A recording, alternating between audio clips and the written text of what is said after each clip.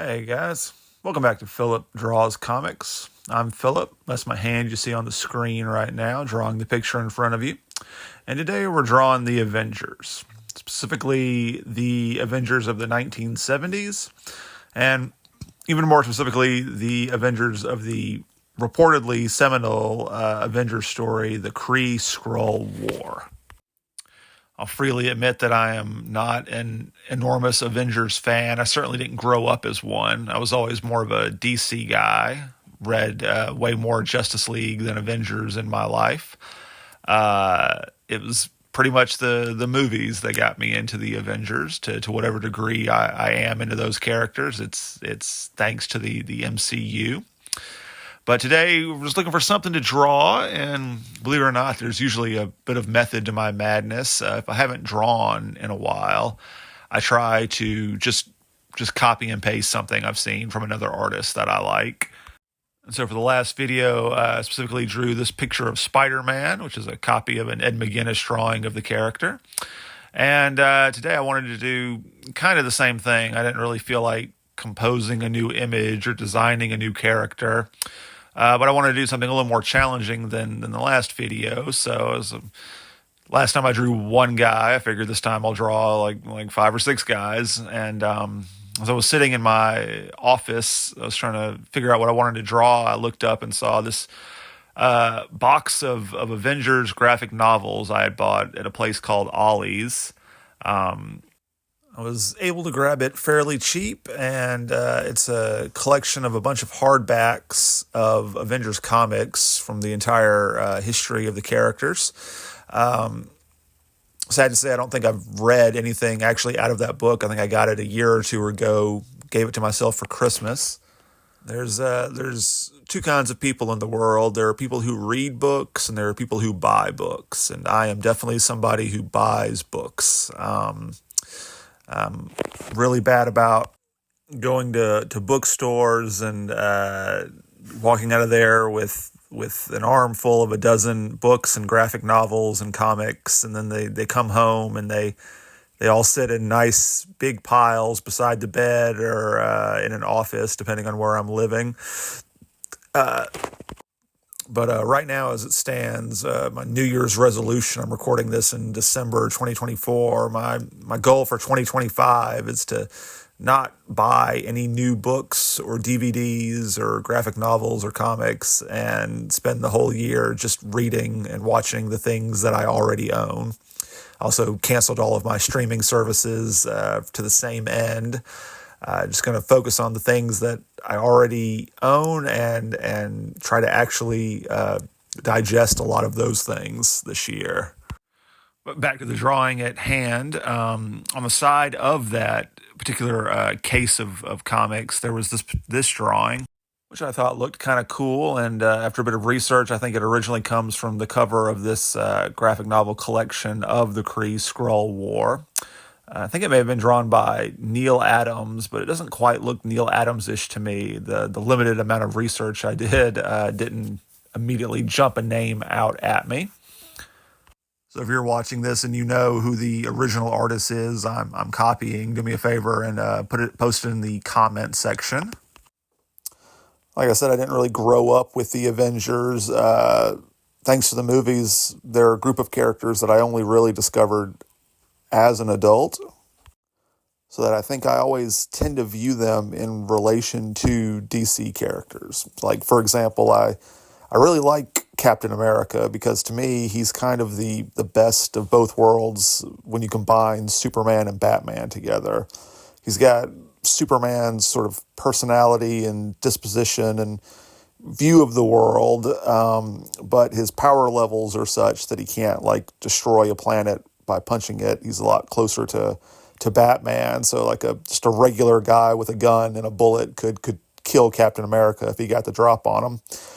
But at the same time, I kind of like that he's got the super soldier formula in his system, which means that, a lot of times when you watch Batman do things, he's supposed to just be a normal guy who's trained a lot. Sometimes they go a little too far, and you're like, I don't know that any guy who trained, no matter how much, could do something like that. But the super soldier formula in Captain America's body makes it so that it gives you that little touch of science fiction. That's, oh, okay, yeah, I believe that guy could run across 6 buildings and jump over alleyways and jump onto a moving helicopter and climb aboard.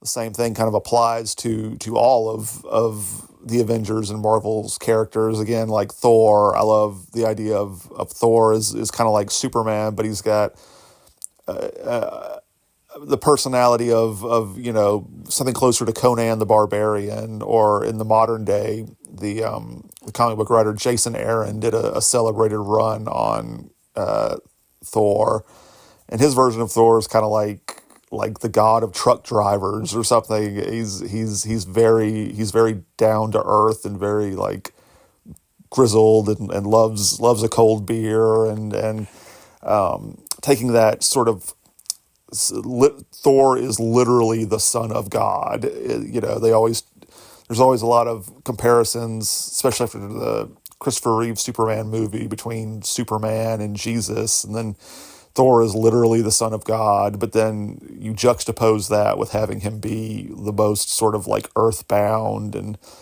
kind of he's somebody who's filled with rage and lust and very very human emotions in a very big, broad, operatic sense. That juxtaposes well to me with his divinity and his Superman level power levels.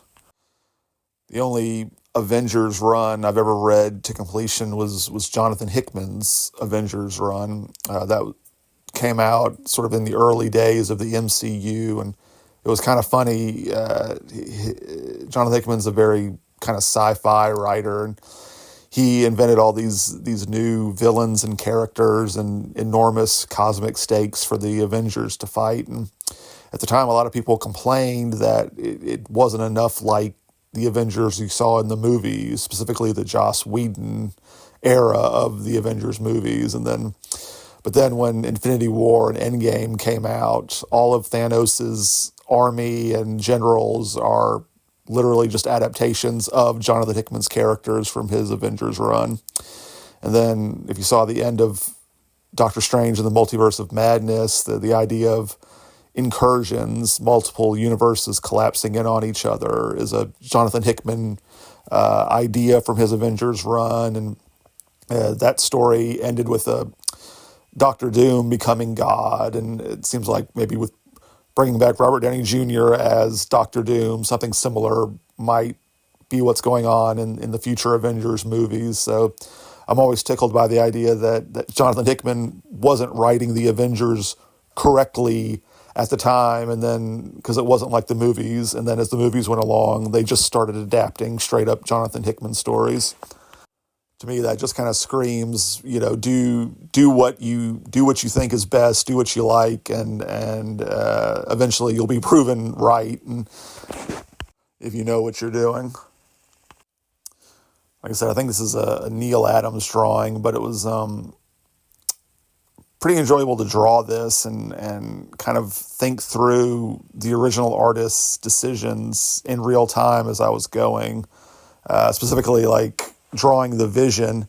I was glad that the artist chose to wrap the Vision in his cloak so that you didn't have to draw his entire body.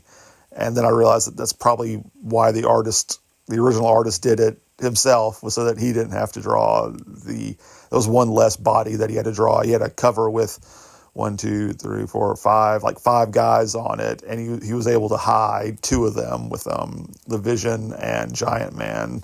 Ended up not having to draw their bodies by posing them behind other characters and having their cloaks wrap around them. So really, it's only a full figure drawing of Captain America, Thor, and Iron Man.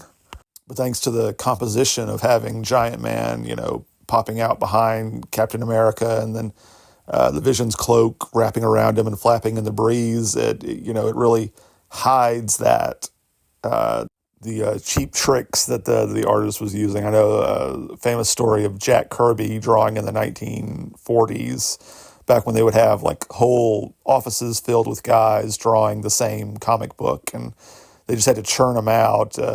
Jack Kirby famously just on one panel of a page just wrote the word, bam. And when the editor, whoever looked over his shoulder and was like, what the hell are you doing?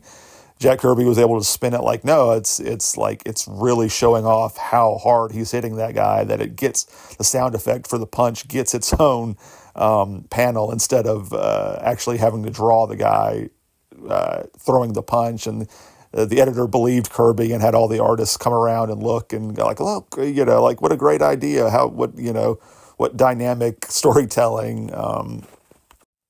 There again, that kind of says to me that if you know what you're doing, you can kind of trick the system and make it look like you're actually doing more work, that you're being more creative than as opposed to just being lazy. I actually own multiple copies of the book How to Draw Comics the Marvel Way, where Stan Lee and John Buscema break down basically how to draw comics the way they were drawing it in the 70s at Marvel. And unfortunately, I'm so scatterbrained, I can never sit down and make myself read the whole thing from start to finish and do the exercises featured therein. But I really should try. I feel like if someone put a gun to my head or wave a magic wand and I could instantly be an expert at any one art style, but I could only draw in that art style for the rest of my life, it would probably be something like John Romita Sr. or John Buscema from the 60s and 70s Marvel. To me, this art style is as distinctive as anything like in manga or anime. It's very much, this to me is what American comics look like. You might be able to tell I gave myself kind of a get out of jail free card when drawing Iron Man's mask there. It's literally just 3 lines denoting the eyes and the mouth. But so as small as that image was going to be on this piece of paper, I just thought it was easier than putting the extra lines to show depth, because I've made that mistake before. You put too much, that mask is so simple, the less detail you put in it, the better it looks as far as I'm concerned. We're getting towards the end of the video, guys. Thanks so much for watching. Like and subscribe. Come back next time and see if what jumps out at me that time and what I feel like drawing. If you have any suggestions, leave them in the comments. Thanks so much, guys. Have a good one.